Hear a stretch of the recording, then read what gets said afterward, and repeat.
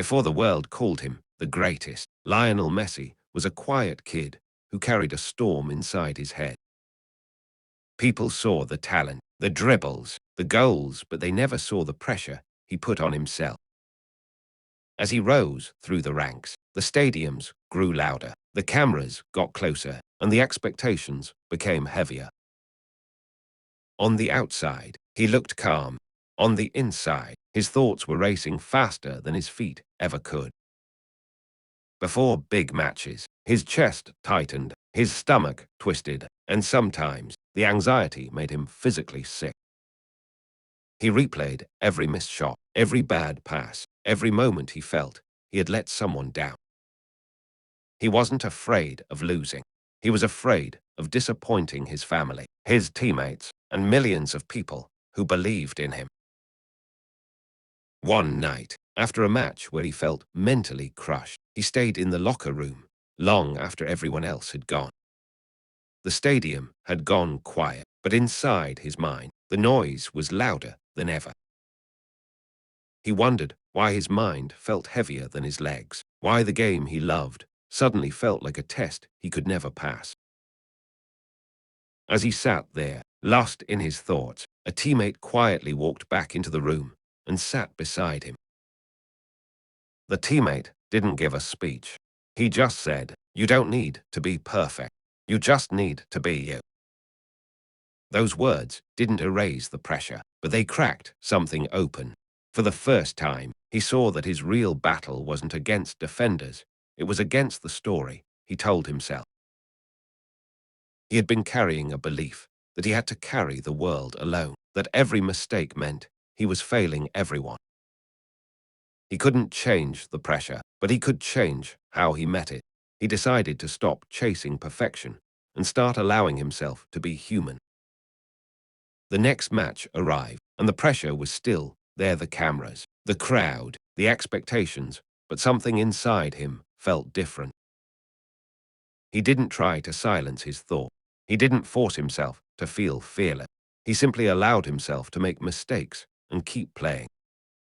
For the first time in a long time, he played like the kid from Rosario who fell in love with the game, not the man trying to live up to a legend.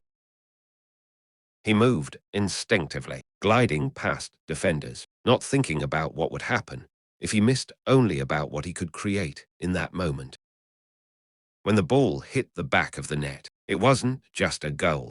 It was a release, a moment where his mind and his talent finally moved together. The crowd roared, commentators shouted his name, but the most important change wasn't in the stadium, it was in his relationship with his own thoughts. He realized his thoughts weren't enemies to defeat. They were just signals, loud, messy, sometimes painful, but not commands he had to obey. People think greatness means never doubting yourself, never feeling afraid. But even Messi felt small, overwhelmed, and unsure. His anxiety didn't vanish overnight. There were still games where his heart raced and his mind spiraled, but now he knew those moments didn't define him. Strength, he learned, wasn't about feeling nothing. It was about moving forward, even when his mind was loud. Behind every highlight reel, there was a human being who doubted, overthought, and questioned himself just like anyone else.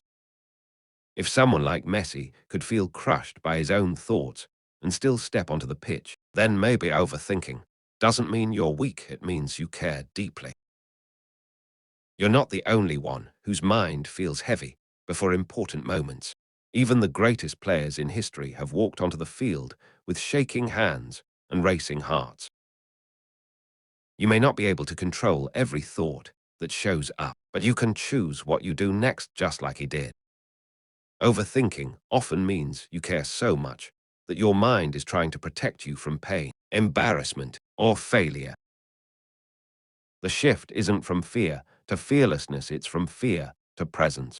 From what if I fail to what can I do right now? For Messi, the real victory wasn't just lifting trophies. It was learning to play freely, even when his mind wasn't quiet. You may never play in a World Cup final, but you have your own pitch, your own moments, where everything feels like it's on the line. The question isn't whether your mind will overthink. It's whether you'll step onto the field anyway. If someone like Messi can carry doubt, anxiety, and overthinking and still create moments of magic, then your mind doesn't disqualify you from greatness either. Maybe your overthinking isn't a flaw to erase, but a sign that you care deeply. And sometimes, caring deeply just like he did, is exactly what makes you unstoppable.